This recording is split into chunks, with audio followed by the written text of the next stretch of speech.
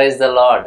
ప్రభు అయిన యేసు క్రీస్తు శుభనామమున మీ అందరికీ మరొక్కసారి నా హృదయపూర్వక వందనాలు చెల్లిస్తున్నాను. ఎలా ఉన్నారు? బాగున్నారా?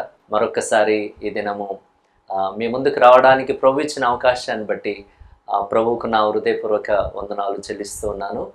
దేవుని కృప ద్వారా మరి చక్కటి అవకాశము దేవుడు మనకు అనుగ్రహించాడు. ఈ టీవీ పరిచర్య ద్వారా రక్షణ ధ్వని అనే ఈ కార్యక్రమం ద్వారా దేవుని మాటలు అందించుటకు, అదేవిధంగా ఆత్మీయంగా మిమ్మలను బలపరుస్తూ మేము బలపడుటకు, మరి ముఖ్యంగా అనేకుల కొరకు ప్రార్థించుటకు దేవుడు చూపుతున్న ఈ కృపను బట్టి దేవునికి వందనాలు చెల్లిస్తున్నాను.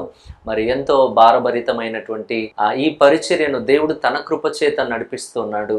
దీంట్లో పాలిభాగస్తులు అవుతున్నటువంటి ప్రతి ఒక్కరిని బట్టి కూడా దేవునికి వందనాలు చెల్లిస్తున్నాను. ప్రార్థిస్తున్న మీ అందరికీ నా హృదయపూర్వక వందనాలు. మరి దేవుని కృప ద్వారా ఈ కార్యక్రమం ద్వారా మీరు బలపడితే గనుక దయచేసి మీ యొక్క అనుభవాన్ని మాతో పాటు పంచుకోండి, ఫోన్ ద్వారా తెలియజేయండి. అంతేకాకుండా దేవుని కృప ద్వారా ఈ యొక్క ప్రసంగాలన్నీ కూడా మన యూట్యూబ్ ఛానల్లో పాస్టర్ జె విజయ్ కుమార్ అనే యూట్యూబ్ ఛానల్లో మరి భద్రపరచడం జరిగింది. ఎవరైనా దేవుని వాక్యం వినాలని ఆశిస్తే దయచేసి వినండి. అంతేకాకుండా ప్రతి ఆదివారపు ఆరాధన ఉదయకాలము 9 గంటలకు ఆరంభించబడుతుంది. లైవ్లో కూడా యూట్యూబ్ లైవ్లో, అదేవిధంగా ఫేస్బుక్ లైవ్లో కూడా ఆ కార్యక్రమము ప్రచురము చేయబడుతూ ఉంది. కాబట్టి దయచేసి ఎవరైనా కార్యక్రమంలో పాల్పొందాలనుకుంటే కనుక దయచేసి పాల్పొందండి, దేవుని వాక్యాన్ని వినండి. తద్వారా ఆత్మీయంగా మీరు బలపడాలని ప్రేమతో మనవి చేయుచున్నాను.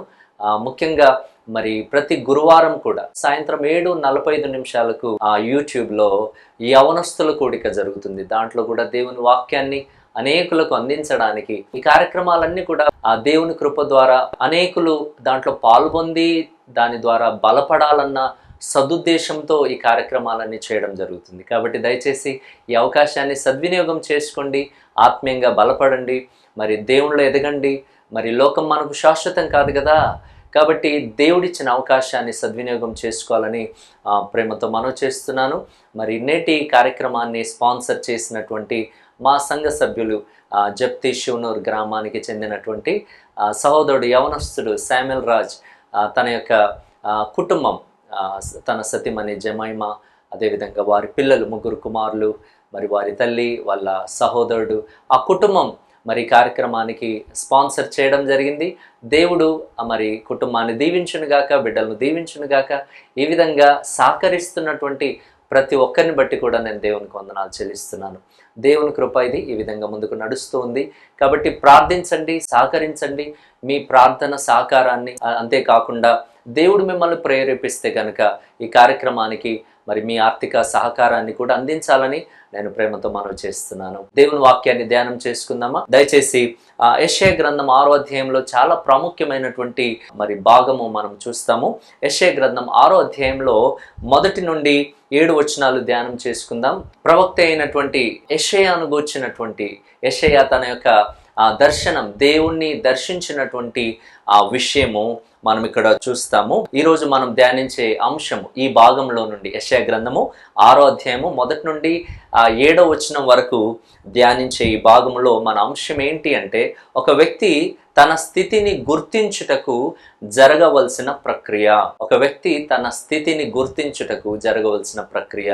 నిజమే, ఈరోజు ఒక వ్యక్తి ఏ విధంగా మారుతాడు, ఏ విధంగా తన జీవితము మార్చబడుతుంది, ఏ విధంగా తాను మరి రియలైజ్ అవుతాడు, తనను తాను గుర్తిస్తాడు, తన స్థితిని గుర్తిస్తాడు. గమనించండి దేవుని బిడ్డలారా, ఈరోజు మనము మనుషులను చూసినంత కాలము మన బ్రతుకులు మారుతాయా?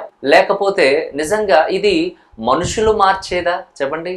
ఈరోజు మరి ఒక వ్యక్తిని మార్చడము అనేది మనుషుల చేతిలో ఉంటుందా? ఒక మనిషి మారాలి అంటే మనిషిని చూస్తే మారతాడా? గమనించండి దేవుని బిడ్డలారా, వాక్యంలో ఎవరిని చూస్తే ఒక వ్యక్తి మారతాడు? ఇక్కడ యెషయా గ్రంథంలో కూడా అతడు ఎప్పుడైతే దర్శనము చూశాడో, దైవ దర్శనము తనకు కలిగిందో, తనకు తానుగా తనను గూర్చి ఏ విషయాలు అక్కడ ఆయన మాట్లాడుతున్నాడు, ఏ విధంగా తన్ను తాను పశ్చాత్తాపపడుతున్నాడు, ఈ విషయాలన్నీ కూడా మనము 6వ అధ్యాయంలో మనం చూస్తాం. ఒక విషయాన్ని నేను మీకు చెప్పాలి. బైబిల్ గ్రంథంలో కొన్ని అనుభవాలు, కొంతమంది ఆ జీవితంలో జరిగినటువంటి ఆ మార్పుకు కారణము ఏంటి అన్నది మనం ఆలోచన చేస్తే కొంతమంది వ్యక్తులు ఉన్నారు. ఇప్పుడు లూకాసు వార్తలో జక్కయ్య ఉన్నాడు. జక్కయ్యను గూర్చి ఒక్కసారి ఆలోచన చేస్తే జక్కయ్య తనకు సరైనటువంటి సాక్ష్యం లేదు. వాస్తవానికి జక్కయ్య అందరు అన్నారు ఇతడు అన్యాయస్తుడు అని. పాపి అయిన మనుషుని యొద్ద మరి బస చేయడానికి వెళ్తున్నాడు యేసు ప్రభు అని జక్కయ్యకు ఒక పేరు పెట్టారు. అతడు పాపి అయిన మనుష్యుడు అని. గమనించండి, ఈ పాపి అయిన మనుష్యుడు ఎప్పుడు మార్చబడ్డాడు? ఎవరిని చూస్తే మార్చబడ్డాడు? గమనించండి, యేసు ప్రభు దర్శనం ఎప్పుడైతే తనకు కలిగిందో, ఎప్పుడైతే యేసు ప్రభుల వారిని చూశాడో, ఎప్పుడైతే యేసు ప్రభువుతో కొంత సమయము తాను గడుపుకున్నాడో, తన ఇంటికి యేసు ప్రభు రావడం, ఆహ్వానించడం, తన ఇంట్లో ఎప్పుడైతే దైవ సన్నిధి మరి కనబడిందో ఆ దినమే తన బ్రతుకు మారింది. అంతేకాదు సమరయ స్త్రీని గూర్చి కూడా మనం వింటూ ఉంటాం. గమనించండి, తన జీవితం కూడా ఎప్పుడు మారింది? ఎప్పుడు మారింది చెప్పండి? ఎప్పుడైతే యేసు ప్రభుల వారిని తాను చూసిందో, ఎప్పుడైతే కొంత సమయం తాను గడిపిందో అప్పుడే తన బ్రతుకు మారింది. గమనించండి దేవుని బిడ్డలారా, ఎప్పుడు ఒక వ్యక్తి జీవితం మారుతుంది అన్నది చాలా ప్రాముఖ్యం. దేవుణ్ణి చూసినప్పుడు. అంతేకాదు అపోస్తులుడైన పౌలు కూడా తన జీవితం ఒకప్పుడు సౌలుగా ఉన్నప్పుడు కదా, అతని జీవితము భయంకరమైన జీవితం. ఆయనే అంటాడు, నేను పూర్వము దూషకుడను, హింసకుడను, హానికరుడను. ఎప్పుడు మారాడు? ఎవరు మార్చారు? ఈరోజు వ్యక్తులను మార్చేది ఎవరు? కొన్నిసార్లు అంటుంటారు క్రైస్తవేతరులు అనే మాట ఏంటంటే, క్రైస్తవులు అందరినీ మార్చేస్తున్నారు, మన దేశాన్ని మార్చేస్తున్నారు, అందరినీ వాళ్ళ మతంలో కలుపుకుంటున్నారు, వాళ్ళ మతంలోనికి దింపేస్తున్నారని నానా రకాలుగా మాట్లాడే వ్యక్తులు ఉన్నారు. గమనించండి, ఏ వ్యక్తి కూడా మనిషిని చూసి మారడు కదా. ఏ వ్యక్తి అయినా మారాలి అంటే అతడు దేవుని గొప్పతనం చూడాలి, దైవ దర్శనము తనకు కలగాలి. గమనించండి, దేవుని ప్రేమను తాను చూడాలి, దేవునిలో ఉన్న పవిత్రత, పరిశుద్ధతను చూడాలి. అప్పుడే ఆ వ్యక్తి మారడానికి అవకాశం ఉంటుంది. అంతే తప్ప కదా మనుషులను చూసి మనుషులు మారతారా? గమనించండి కదా, సౌలు ఎప్పుడైతే ఆ యొక్క దమస్కు మార్గంలో ఉన్నప్పుడు ఆ మధ్యాహ్నపు వేళ దైవ దర్శనము తనకు కలిగిందో, ప్రభువా నీవెవరు అన్నాడు. అంతే కదా, అప్పుడు ప్రభువు తనను తాను పరిచయం చేసుకున్నాడు. నీవు హింసించుచున్న యేసును అని ఎప్పుడైతే యేసు ప్రభుల వారు తనను తాను కనపరుచుకున్నాడో వెంటనే తన జీవితం మార్చబడింది. వెంటనే తన జీవితాన్ని మార్చుకున్నాడు. అదేవిధంగా జక్కయ్య కానీ, సమరయ స్త్రీ కానీ కదా, పాపాత్మురాలు కానీ, వ్యభిచారమందు పట్టబడిన స్త్రీ కానీ, వీళ్ళందరికీ దైవ దర్శనం యేసును చూసిన తర్వాత మారారు. ఈరోజు నీవు మారాలి అంటే దేవుని గొప్పతనం చూస్తేనే నువ్వు మారుతావు. ఈరోజు ఎందుకు సంఘాలలో మార్పు కలగడం లేదు? ఎందుకు ప్రజల జీవితాల్లో మార్పు కలగడం లేదు? ఎందుకు దేవుని వాక్యము సంఘాలలో విరివిగా బోధించబడుతున్నా ప్రజల్లో ఎందుకు మార్పు కలగడం లేదు? ఎందుకంటే ప్రతి వారము నువ్వు దైవ సన్నిధికి వస్తున్నావు, కానీ దేవుని గొప్పతనం నువ్వు చూడడం లేదు, దైవ దర్శనం నీకు కలగడం లేదు. అంటే దైవ దర్శనం అంటే ఎక్కడ కనిపిస్తాడయ్యా? దేవుడు ఎక్కడ కనిపిస్తాడు అంటే దేవుని గొప్పతనం వాక్యం ద్వారా మనం చూడాలి కదా. పాటలు పాడుతూ ఉంటారు, ఆ పాటల్లో ఉన్నటువంటి అర్థాన్ని గమనించాలి, దాంట్లో దేవుని గొప్పతనం మనం చూడాలి, ఆయన పరిశుద్ధతను మనం చూడాలి. సాక్ష్యాలు చెప్తూ ఉంటారు, సాక్ష్యాలలో దేవుడు చేసిన కార్యాలు, దాంట్లో ఉన్న గొప్పతనం. ఈ విధంగా ఎప్పుడైతే మనము దేవుని గొప్పతనం మనం చూస్తామో అప్పుడే మన జీవితాల్లో మార్పు కలుగుతుంది. సరే, ఇక్కడ మనము మన భాగానికి వద్దాం. 6వ అధ్యాయంలో మనం చూస్తే గనక మనం చదువుదాం. 1 నుండి 7 వచనాలు క్లుప్తంగా త్వరగా ధ్యానం చేద్దాం. రాజైన ఉజ్జియా మృతి నొందిన సంవత్సరమున అత్యున్నతమైన సింహాసనమందు ప్రభు ఆసీనుడై ఉండగా నేను చూచి తిని, ఆ మాట అండర్లైన్ చేసుకోండి, నేను చూచి తిని యెషయా చెప్తున్నాడు. ఆయన చొక్కాయి అంచులు దేవాలయమును నిండుకొనెను, ఆయనకు పైగా శరాపులు నిలిచి ఉండిరి, ఒక్కొక్కరికి 6 రెక్కలుండెను, ప్రతివాడు 2 రెక్కలతో తన ముఖమును, రెంటితో తన కాళ్లను కప్పుకొనుచు రెంటితో ఎగురుచుండెను. వారు సైన్యములకు అధిపతియగు యెహోవా పరిశుద్ధుడు, పరిశుద్ధుడు, పరిశుద్ధుడు, సర్వలోకము ఆయన మహిమతో నిండి ఉన్నదని గొప్ప స్వరముతో ప్రతి గానములు చేయుచుండిరి. వారి కంఠస్వరము వలన గడప కమ్ముల పునాదులు కదులుచు మందిరము ధూమము చేత నిండగా. గమనించండి, మరి ఇక్కడ యెషయా ప్రవక్త తన దర్శనమును గూర్చినటువంటి అనుభవాన్ని, ఆ ప్రక్రియను ఇక్కడ మాట్లాడుతున్నట్లుగా మనం చూస్తాం. అక్కడ ఆయన చక్కగా వివరిస్తున్నాడు. అంటే ఏంటి? అత్యున్నతమైన సింహాసనం మీద ప్రభువు ఆసీనుడై ఉండగా నేను చూచి తిని. దేవుని గొప్పతనం ఆయన చూస్తున్నాడు. పరలోకమందు ఆ దైవ దర్శనాన్ని చూస్తూ ఉన్నాడు. అత్యున్నతమైన, ఉన్నతము అంటేనే గొప్ప, అత్యున్నతమైన సింహాసనం మీద. లోకంలో అధికారుల సింహాసనాలు కొంతకాలమే, 5 సంవత్సరాల సింహాసనాలు కావచ్చు. ఒకవేళ అదే వ్యక్తి మరలా గెలిస్తే గనక 10 సంవత్సరాలు కావచ్చు. కానీ ఆకాశమందు ఆసీనుడైన ఆ దేవాతి దేవుణ్ణి సింహాసనం గూర్చి మాట్లాడుతూ, అత్యున్నతమైన సింహాసనం మీద ఆసీనుడై ఉన్న దేవుణ్ణి నేను చూచి తిని కదా. తర్వాత ఎట్లా ఆయన చొక్కాయి అంచులు దేవాలయమును నిండుకొనెను, ఆయనకు పైగా శరాపులు నిలిచి ఉండిరి, ఒక్కొక్కరికి 6 రెక్కలు ఉండెను, ప్రతి వాడు 2 రెక్కలతో తన ముఖమును రెండిటితో తన కాళ్ళను కప్పుకొంచు రెండిటితో ఎగురుచుండెను. అక్కడ దృశ్యం అక్కడ చూస్తూ ఉన్నాడు కదా. అక్కడ శరాపులు ఆయనకు పైగా నిలిచి ఉండిరి. శరాపులు అనగా మహాదూతలు అని ఫుట్ నోట్లో కింద మనం చూస్తాం, మహాదూతలు కదా. గమనించండి, ఆ దూతలు ఏ విధంగా అక్కడ ఆ దృశ్యం ఒకసారి చూస్తే గనక ఆ దూతలకు 6 రెక్కలు ఉన్నాయి అని ఇక్కడ వివరిస్తున్నాడు. 6 రెక్కలలో రెండిటితో, ఆ 2 రెక్కలతో తమ ముఖమును కప్పుకుంటున్నాయి, అదేవిధంగా రెండిటితో కాళ్ళు కప్పుకుంటున్నారు, అదేవిధంగా 2 రెక్కలతో ఎగురుచూ ఉండడము ఇక్కడ మరి ప్రవక్త అయినటువంటి యెషయా చూస్తూ ఉన్నాడు. గమనించండి, ఆ గొప్పతనం చూస్తున్నాడు. ఎందుకు కదా రెండిటితో ముఖము కప్పుకోవడం ఏంటి? ఎప్పుడు ముఖం కప్పుకుంటాం చెప్పండి? నిజమే, ఆ వ్యక్తి యొక్క గొప్పతనమును, ఆ వ్యక్తి యొక్క మహిమను చూడలేని ఆ తరుణంలో ముఖమును కప్పుకుంటాం కదా. ఆ వెలుగును చూడలేక, ఆ గొప్పతనము చూడలేక ముఖమును కప్పుకుంటాం. అదేవిధంగా దూతలు కూడా 2 రెక్కలతో తమ ముఖమును కప్పుకుంటున్నారు, అదేవిధంగా రెండిటితో కాళ్ళు కప్పుకుంటున్నారు. గమనించండి, స్త్రీలు ముఖ్యంగా ఎవరైనా పెద్దవాళ్ళు ముందు కూర్చున్నప్పుడు ఏం చేస్తారు? వెంటనే కాళ్ళు కవర్ చేసుకుంటారు కదా, ఆ చీర అంచులు కదా ఫుల్గా కవర్ చేసుకుంటూ ఉంటారు. ఎందుకంటే ఇట్ షోస్ ద రెస్పెక్ట్, గౌరవ సూచకం అది. గమనించండి, అక్కడ దూతలు జరిగిస్తున్నటువంటి పనిని చూస్తే గనక అదొక ప్రత్యేకం. అంతేకాదు 2 రెక్కలతో వాటి డ్యూటీ అవి చేస్తున్నాయి, ఎగురుతూ ఉన్నాయి, దేవుణ్ణి ఆరాధిస్తున్నాయి. ఏమని ఆరాధిస్తున్నాయి? దేవుడు పరిశుద్ధుడు పరిశుద్ధుడు పరిశుద్ధుడని కదా ఏమంటారు అక్కడ? పరిశుద్ధుడు పరిశుద్ధుడు పరిశుద్ధుడు, సర్వలోకము ఆయన మహిమతో నిండి ఉన్నది అని గొప్ప స్వరముతో ప్రతి గానములు చేయుచుండిరి. గమనించండి, ఇక్కడ మొట్టమొదట ఆయన దేవుని గొప్పతనాన్ని చూస్తున్నాడు. దేవుని గొప్పతనము ప్రతి ఒక్కరము కూడా చూడాలి. దేవుని గొప్పతనం, ఆయన పరిశుద్ధుడు. నీవు నేను ఆరాధించే ఆ దేవుడు నిజ దేవుడు పరిశుద్ధుడు. నేను పరిశుద్ధుడను, మీరును పరిశుద్ధులై ఉండుడి అని లేవియాకాండం 11వ అధ్యాయం 44వ వచనంలో మాట తరచుగా మనం వింటూ ఉంటాం. గమనించండి, ఆయన పరిశుద్ధుడు.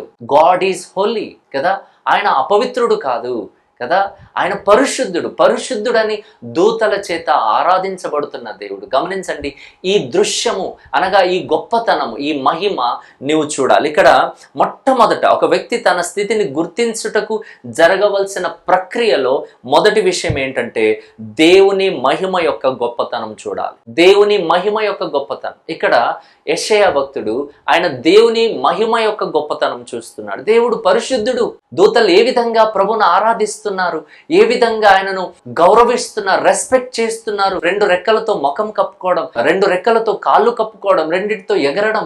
ఈ దృశ్యం ఎప్పుడైతే తాను చూశాడో గమనించండి, తనలో ఒక రియలైజేషన్, తనలో ఒక రకమైనటువంటి గుర్తింపు తనకు వచ్చింది. గమనించండి, కిందికి చదివితే గనక తాను అప్పుడు అంటున్నాడు 5వ వచనంలో, నేను అపవిత్రమైన పెదవులు గలవాడను. గమనించండి, అయ్యో అనే మాట ఎప్పుడు వాడతాం? ఎప్పుడైతే నష్టము జరిగిందో, ఎప్పుడైతే నష్టం జరుగుతుందో ఆ నష్టాన్ని చూసినప్పుడు అయ్యో నేను అపవిత్రమైన పెదవులు గలవాడను, అపవిత్రమైన పెదవులు గల జనుల మధ్య నివసించువాడను, నేను నశించి తిని. గమనించండి దేవుని బిడ్డలారా, ఆయన ఏ స్థితిలో ఉన్నాడు? నశించిపోయే స్థితిలో. నేను నశించి తిని. గమనించండి, ఎప్పుడు ఈ దృశ్యం, ఎప్పుడు ఈ అవగాహన మనలో వస్తుంది అంటే, ఎప్పుడు ఈ ఆలోచన మనకు వస్తుంది అంటే, ఎప్పుడైతే దేవుని గొప్పతనాన్ని నువ్వు చూస్తావో నీవేంటో నీకు అర్థమవుతుంది. గమనించండి, నీవు మనుషులతో కాదు బేరీజు వేసుకోవడం, లేకపోతే ఇతరులను చూడడం కాదు, క్రైస్తవులను చూడడం కాదు. క్రైస్తవులను చూసి క్రైస్తవులు ఎవరు బాగున్నారు, చర్చికి వెళ్ళే వాళ్ళు ఎవరు బాగున్నారు కదా, గుడికి వెళ్ళేవారు ఎవరు బాగున్నారు, వాళ్ళన్నీ చేస్తారు. ఎవరిని చూస్తున్నావు? గమనించండి దేవుని బిడ్డలారా, దేవుని గొప్పతనం చూడు. ప్రభు కూడా ఈ లోకంలో కూడా ఉన్నప్పుడు ఆయన అదే మాట అంటాడు, నాలో పాపం గలదని, నాలో నేరం గలదని మీలో ఎవడు నిరూపించగలడు? ఐఎమ్ హోలీ, నేను పరిశుద్ధుడను, నేను పాపం లేనివాడను. గమనించండి, ఆయన పాపం లేనివాడు. యేసు ప్రభుల వారు ఆయన పాపం లేనివాడు, పాపం లేని జన్మను పొందుకున్నాడు. కన్యక అయిన మరియ గర్భమున పరిశుద్ధాత్మ ద్వారా, పరిశుద్ధాత్మ శక్తి చేత ఆయన మరి ఈ లోకానికి రావడం జరిగింది. దీన్ని గురించి మనుషులు నానా రకాలుగా మాట్లాడేస్తూ ఉంటారు కదా, భర్త లేని స్త్రీ అని, మరి ఎన్నో రకాలుగా నీచంగా మాట్లాడే వాళ్ళు ఉన్నారు. దయచేసి గమనించండి, ఒక విషయం ఎందుకు అర్థం చేసుకోలేరు? ఆయన పరిశుద్ధుడు, ఆయనలో పరిశుద్ధత ఉంది. గమనించండి, ఎప్పుడైతే యెషయా భక్తుడు దేవుని గొప్పతనం, దేవుని మహిమ యొక్క గొప్పతనము తాను చూశాడో, రెండవది తన సొంత అపవిత్రతను గూర్చి తాను మరి అర్థం చేసుకున్నాడు. తన సొంత అపవిత్రత, అయ్యా నేను అపవిత్రమైన పెదవులు గలవాడను. గమనించండి, ఒక మాట చెప్తాను, పెదవులు అపవిత్రమైతే హృదయము పవిత్రంగా ఉంటుందా? అయ్యా నేను అపవిత్రమైన పెదవులు గలవాడను అంటే అర్థం ఏంటి అంటే, అయ్యా నా జీవితం అపవిత్రము, నా బ్రతుకు అపవిత్రము, నా హృదయము అపవిత్రము. ఈరోజు నీ యొక్క జ్ఞానేంద్రియాలు, నీ చూపులు కానీ, నీ మాటలు కానీ, నీ వెనికిడి కానీ, మరి నువ్వు చేసే పనులు కానీ అవి అపవిత్రమైనప్పుడు నీ హృదయం పవిత్రంగా ఉంటుందా? అయ్యా నేను అపవిత్రమైన పెదవులు గలవాడను. ఈ రోజుల్లో నిజమే, ఆ అపవిత్రమైన పెదవులతో మనము చెడ్డ మాటలన్నీ పలుకుతూ ఉంటాం, అబద్ధాలు పలుకుతూ ఉంటాము కదా, మరి ద్వంద్వ అర్థాలనిచ్చే మరి ఆ మాటలు, నీచమైనటువంటి మాటలన్నీ మాట్లాడుతూ ఉంటాం. అదే పెదవులతో ప్రభువును స్తుతిస్తూ ఉంటాం. దైవ బిడ్డలారా దయచేసి గమనించండి, ఇతడు దేవుని యొక్క సేవకుడే, కానీ ఎప్పుడైతే తన జీవితంలో ఆ దర్శనం జరిగిందో, ఆ దర్శనం ఎప్పుడైతే చూశాడు, దేవుని మహిమను, దేవుని గొప్పతనాన్ని, దేవుడు ఆకాశమందు అత్యున్నతమైన సింహాసనం మీద కూర్చొని ఉన్నాడు, ఆసీనుడై ఉన్నాడు. నేను ఒక రోజు ఆయన ముందు నిలబడాలి, ఆయన దగ్గర, ఆయన రాజ్యంలో నిలబడాలి. కాబట్టి దయచేసి గమనించండి, అది ఊరికే జరిగే విషయం కాదు, అంత సులువుగా దొరికే భాగ్యం కాదు. దేవుని బిడ్డలారా, దానికి ముందు మన జీవితంలో మన జీవితాన్ని గురించిన అవగాహన మనకు రావాలి, ఆ రియలైజేషన్, ఆ గుర్తింపు మనలో రావాలి. అయ్యా ప్రభువా నువ్వు గొప్ప దేవుడవు, నేనైతే అపవిత్రమైన పెదవులు గలవాడను. గమనించండి, నేను ఇంతకుముందు కొంతమంది వ్యక్తుల జీవితాలు చెప్పాను. వాళ్ళ జీవితాల్లో మార్పు ఎప్పుడు వచ్చిందంటే, దేవుని పరిశుద్ధతను వాళ్ళు చూసినప్పుడు. ఆయన పరిశుద్ధుడు, నువ్వు ఆయన దగ్గరికి వస్తే నీవేంటో నీకు అర్థమవుతుంది. అద్దము ముందుకు వస్తే మనమేంటో మనకు అర్థమవుతుంది కదా. దేవుని దగ్గరికి వస్తే నీవెంత అపవిత్రుడవో నీకు అర్థమవుతుంది కదా. గమనించండి, మనుషులను చూడకండి. మనుషులను చూసేది తర్వాత, ముందు ఎవరిని చూడాలి అంటే దేవుణ్ణి మనం చూడడం నేర్చుకోవాలి. దేవుని గొప్పతనం మనం చూడాలి, దేవుని పవిత్రతను మనం చూడాలి. ఎప్పుడైతే దేవుని పవిత్రతను, పరిశుద్ధతను చూస్తామో మనమేంటో మనకు అర్థమవుతుంది కదా, మనమేంటో మనకు అర్థమవుతుంది. ఇక్కడ మరి ఎప్పుడైతే యెషయా భక్తుడు దేవుని యొక్క మహిమను చూశాడో, తనలో చూడండి ఆ ప్రతిస్పందన ఎట్లుందంటే, అనర్హత, పాప జీవితం. తండ్రి అయ్యా నేను నశించి తిని, ఐఎమ్ నాట్ వర్తీ కదా, నేను నశించిపోతున్న వాడను, నేను ఒక పాపిని, నేను అపవిత్రమైన పెదవులు గలవాడను, అయ్యా నేను నశించి తిని. గమనించండి దేవుని బిడ్డలారా, మన జీవితంలో కూడా ఎప్పుడైతే దేవుని గొప్పతనాన్ని చూస్తామో మన స్థితి మనకు అర్థమవుతుంది కదా. పాపాత్మురాలు కూడా అంతే కదా, ఎప్పుడైతే ఆయన పవిత్రతను, ఆయన ప్రత్యేకతను చూసిందో కాళ్ళ దగ్గర కదా కన్నీరు కార్చి ఆ పాదాలు తడుపుతూ, ఆ తల వెంట్రుకలతో ఆ పాదాలు తుడుస్తూ, ముద్దు పెట్టుకుంటూ తాను పశ్చాత్తాపడినట్లుగా, తన పాపములను గురించి పశ్చాత్తాపడినట్లుగా మనం చూస్తాం. గమనించండి దేవుని బిడ్డలారా, ఈరోజు నువ్వు రక్షణ పొందాలి అంటే దేవుణ్ణి చూడాలంతే. నీలో మనుషునిలో, ఈరోజు క్రైస్తవులలో చాలా మందికి రక్షణ లేదు, రక్షణ లేకుండా ఉన్నారు. రక్షణ లేకుండా కదా, పాప క్షమాపణ లేకుండా, జీవితాలు మారకుండా మరి మందిరానికి వస్తున్నారు. కారణం ఏంటి అంటే, నీవు దేవుని గొప్పతనం, దేవుని మహిమను చూడాలి. ఆయన పరిశుద్ధుడు, నీ నుండి ఆయన కోరేది ఏంటంటే పరిశుద్ధత. కాబట్టి ఖచ్చితంగా ఎప్పుడైతే దేవుని గొప్పతనం చూస్తావో నీవేంటో నీకు అర్థమవుతుంది. అయ్యా నేను అపవిత్రమైన పెదవులు గలవాడను, అందుకోసమే కీర్తనకారుడు ఒక మంచి మాట గుర్తు చేస్తాడు. కీర్తన గ్రంథము 90వ కీర్తన 8వ వచనంలో ఒక అద్భుతమైన మాట ఉంటుంది. ఒకసారి చూద్దామా? 90వ కీర్తన 8వ వచనం, మా దోషములను నీవు నీ ఎదుట నుంచుకొని ఉన్నావు, నీ ముఖకాంతిలో మా రహస్య పాపములు కనబడుచున్నవి. హల్లెలూయా. నీ ముఖకాంతిలో మా రహస్య పాపములు కనబడుతున్నాయి. నిజమే, దేవుని సన్నిధికి వస్తే, ఆయన దగ్గరికి వస్తే, ఆయన గొప్పతనము ఎప్పుడైతే మనం వాక్యంలో నుండి గ్రహిస్తామో, గమనించండి, నిజమే, యెషయా దర్శనాన్ని చూశాడు. మనం ఏదో దర్శనం చూడాలని, కలలో ఆయనను చూడాలని, ఆయన మనకు కనిపించాలని లేదు. వాక్యంలో ఆయనను చూడాలి, వాక్యంలో ఆయన గొప్పతనం చూడాలి, వాక్యంలో ఆయన మహిమను చూడాలి. ఆయన పరిశుద్ధుడు, దైవ బిడ్డలారా. అందుకోసమే ఎటువంటి భయంకరమైన వ్యక్తులైనా సరే ఆయన దగ్గరికి రాగానే, ఆయన ముందు నిలబడగానే, అయ్యా నేను పాపిని కదా, జక్కయ్య అదే కదా అన్నాడు.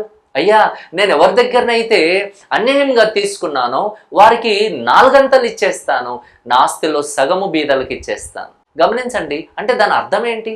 ఎప్పుడైతే పరిశుద్ధుడు నీ ముందున్నాడో, పరిశుద్ధుడు నీ జీవితంలోనికి వచ్చాడో, ఆ పరిశుద్ధుని ముందుకు నువ్వెప్పుడైతే వస్తావో ఖచ్చితంగా నీలో పాప క్షమాపణ, నీలో ఆ పశ్చాత్తాపము ఖచ్చితంగా వస్తుంది. క్షమాపణ ఖచ్చితంగా నువ్వు అడుగుతావు. అయ్యా నేను అపవిత్రుడనయ్యా, నేను అపవిత్రుడనయ్యా, నా పెదవులు అపవిత్రం, నా బ్రతుకు అపవిత్రం. ఈరోజు ఎన్నోసార్లు కదా, సంవత్సరాలుగా దేవుని సన్నిధికి వస్తూ ఉన్నాం, కానీ నీలో ఆ పశ్చాత్తాపం లేకపోతే, నీలో నీ జీవితాన్ని గూర్చినటువంటి సరి అయిన అవగాహన నీకు లేకపోతే, గమనించండి, నీకు పాప క్షమాపణ దొరకదు, నీలో విడుదల దొరకదు. దేవుని బిడ్డలారా, నీలో మార్పు ఉండదు. నీవు దేవుణ్ణి చూడలేదు కాబట్టి వాక్యంలో నుండి ఏది చెప్పినా నీకు ఇబ్బందే కదా. దేవుని సేవకులు కొన్నిసార్లు వాక్యాన్ని బోధిస్తుంటే చాలా ఇబ్బంది పడుతూ ఉంటారు. ఇది చేయొద్దు అన్న కష్టమే, ఇది చేయండి అన్న కష్టమే. గమనించండి, అదే రక్షించబడిన వ్యక్తి జీవితము కదా, చెయ్యమన్నా సంతోషపడతాడు, చెయ్యొద్దు అన్నా సంతోషపడతాడు. అది నిజమైనటువంటి, ఎందుకంటే నీవు దేవుని గొప్పతనం చూస్తున్నావు. దేవుని గొప్పతనం చూసినప్పుడు ఖచ్చితంగా నీలో ఆ మార్పును చూడగలుగుతావు. గమనించండి, ఒక వ్యక్తి మరి తన స్థితిని గుర్తించుటకు జరగవలసిన ప్రక్రియ ఏంటంటే, మొట్టమొదట అతడు దేవుని మహిమ యొక్క గొప్పతనం చూడాలి. రెండోది ఏంటంటే తన స్వంత అపవిత్రతను గూర్చి ఆలోచించాలి. దాని తర్వాతనే మూడో విషయం చూద్దాం. ఇప్పుడు మళ్ళీ 5వ వచనం చదివితే గనుక, నేను అపవిత్రమైన పెదవులు గలవాడను, అపవిత్రమైన పెదవులు గల జనుల మధ్యను నివసించువాడను. అంటే నా చుట్టూ ఎవరున్నారు అంటే అపవిత్రమైనటువంటి పెదవులు గల జనులు, నా చుట్టూన్న వాళ్ళందరూ కూడా అపవిత్రులు. గమనించండి, యెషయా తన విధానం ఆలోచిస్తే గనక ముందు తాను దేవుణ్ణి చూశాడు, రెండవదిగా తనను తాను చూసుకున్నాడు, మూడవది ఇతరులను చూస్తున్నాడు. ఈరోజు మనం ఏం చూస్తాం? ముందు ఇతరులను చూస్తాం, మనుషులను చూస్తాం. చూసి మనల్ని మనం ఏమనుకుంటాం? వాళ్ళకంటే నేనే పర్వాలేదు, వాళ్ళకంటే నేను బెటర్ అనుకుంటాం, వాళ్ళకంటే నేనే నయము అన్నట్లుగా మాట్లాడుతూ ఉంటాం. గమనించండి దేవుని బిడ్డలారా, నీవు ముందు దేవుణ్ణి చూడు, రెండవదిగా నిన్ను నీవు చూసుకో, తర్వాత ఇతరులను చూడు. నువ్వు ఎవరి మధ్యలో ఉన్నావు? ఎవరి మధ్య బ్రతుకుతున్నావు? అయ్యా నేను అపవిత్రమైన జనుల మధ్యలో నేనున్నానయ్యా, అపవిత్రమైన పెదవులు గల జనుల మధ్యలో నేనున్నానయ్యా. గమనించండి దేవుని బిడ్డలారా, నిజమే, మన చుట్టూన్న ప్రజలందరూ కూడా అటువంటి పరిస్థితే కదా, అపవిత్రమైన జీవితాలు కదా, భయంకరమైనటువంటి పాపంలో బ్రతుకుతున్న ప్రజల మధ్యలో మనం ఉన్నాం. కాబట్టి గమనించండి, ఎప్పుడైతే ఆ రియలైజేషన్, ఎప్పుడైతే ఆ గుర్తింపు, ఎప్పుడైతే ఆ అవగాహన, ఆత్మీయమైన అవగాహన నీలో వస్తుందో, యెషయా జీవితంలో గొప్ప మార్పు కలిగింది. నిజంగా దేవుడు తనకు సహాయం చేశాడు. ఒకసారి ఆ మాట చూద్దామా? ఎప్పుడైతే ఆ మాటలు తన నోట పలికాడో, తాను 5వ వచనంలో ఇంకా పూర్తి చదివితే గనుక, రాజును సైన్యములకు అధిపతియునగు యెహోవాను నేను కన్నులార చూచితిని అనుకొంటిని. 6వ వచనం, అప్పుడు ఆ శరాపులలోనొకడు తాను బలిపీఠం మీద నుండి కారుతో తీసిన నిప్పును చేత పట్టుకొని నా యొద్దకు ఎగిరి వచ్చి నా నోటికి దాన్ని తగిలించి, ఇది నీ పెదవులకు తగిలెను గనుక నీ పాపమునకు ప్రాయశ్చిత్తమాయెను, నీ దోషము తొలగిపోయెను అనెను. హల్లెలూయా. గమనించండి, ఎప్పుడు దేవుడు కదా తన కార్యాన్ని ఆరంభిస్తాడు? మనలో ఎప్పుడైతే ప్రతిస్పందన ఉంటుందో, ఎప్పుడైతే స్పందన ఉంటుందో, దేవుని మరి కార్యాన్ని చూసి, దేవుని మహిమను చూసి, దేవుని గొప్పతనాన్ని చూసి ఎప్పుడైతే స్పందిస్తావో, ఎప్పుడైతే నీలో ఆ ఆశ కలుగుతుందో, దేవుడు వెంటనే తన కార్యాన్ని ఆరంభిస్తాడు. ఎప్పుడైతే యెషయాలో ఆలోచన వచ్చిందో, అయ్యా నేను అపవిత్రమైన పెదవులు గలవాడను, అయ్యా నేను నశించి తిని నేను అపవిత్రమైన పెదవులు గల జనుల మధ్యలో ఉన్నాను, అయ్యా నువ్వు రాజువు, నేను రాజును కనులారా చూచిదని అనుకుంటున్నాని ఎప్పుడైతే యెషయా మరి ఆ అవగాహనతో లేకపోతే ఆ అనుభవంతో మాట్లాడాడో, వెంటనే దేవుడు కదా దూత ద్వారా ఆ బలిపీఠం మీద నుండి కారుతో తీసిన ఒక నిప్పును చేత పట్టుకొని నా యుద్ధకు ఎగిరి వచ్చి నా నోటికి దాన్ని తగిలించి, ఇది నీ పెదవులకు తగిలేను గనుక నీ పాపమునకు ప్రాయచిత్తమాయను. హల్లెలూయా. ఇప్పుడు పాపానికి ప్రాయచిత్తము దేవుని ద్వారా జరిగింది. నిజమే కదా. ఎప్పుడైతే మనలో ఏమంటారు ఆ గుర్తింపు, ఆ అవగాహన, మనల్ని గూర్చిన మన జీవితాన్ని గూర్చినటువంటి స్పష్టత, ఆ పశ్చాత్తాపముతో కూడిన స్పష్టత ఎప్పుడైతే వస్తుందో, దేవుడు వెంటనే తన కార్యాన్ని మన జీవితంలో ఆరంభిస్తాడు. నిజం, ఇది నీ పెదవులకు తగిలింది, ఇప్పుడు నీ పాపమునకు ప్రాయచిత్తమాయను, నీ దోషము తొలగిపోయనని యెషయాతో మరి చెప్పడం జరిగింది. దయచేసి దేవుని బిడ్డలారా, ఇటువంటి అనుభవాలు భక్తుల జీవితంలో ఉన్నాయి.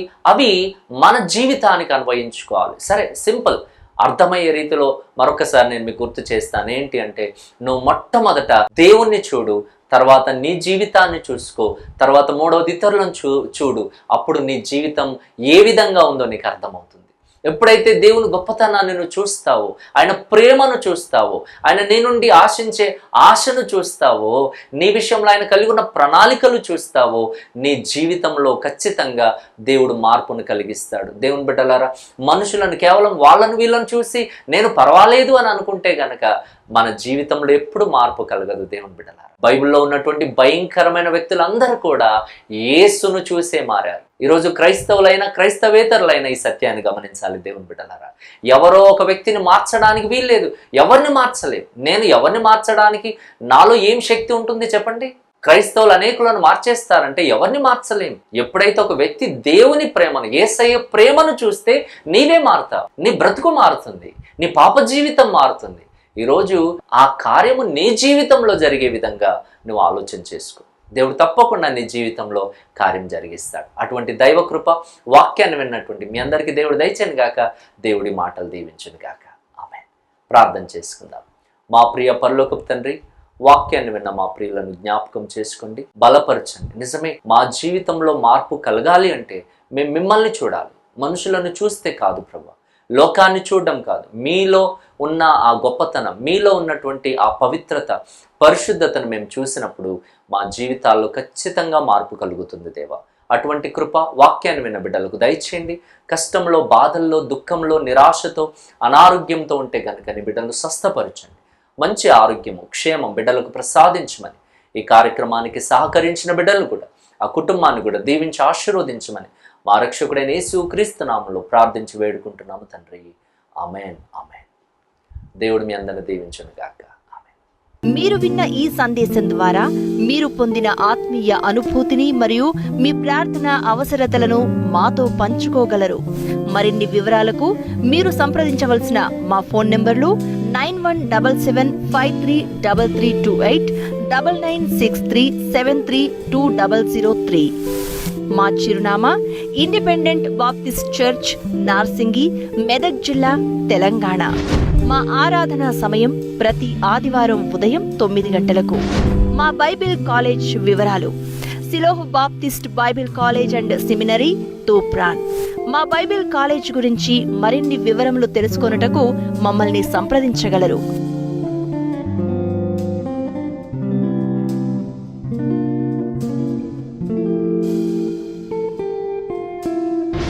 దేవుడు మిమ్ములను సమృద్ధిగా దీవించునుగాక.